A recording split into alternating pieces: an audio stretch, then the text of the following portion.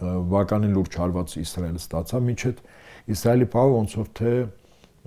այդքան էլ ցավոտ հարվածներ չէր անում Իրանի կողմից, որտեղ Իսրայելը իրոք խոցել է, երկու էլեկտրական կա, որ ապահովում է Իսրայելի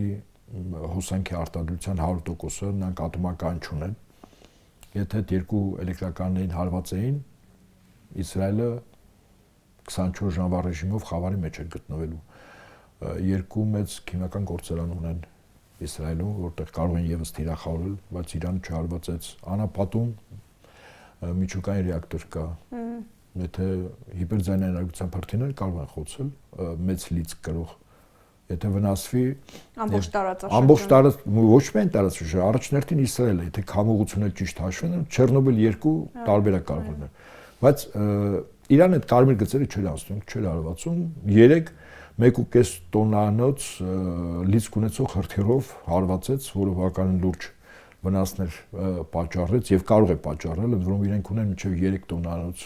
լիցք ունեցող հրթիռներ հիպերձայնային արագությամբ, որը չի որսվում այդ երկաթյա գմբեթի կողմից։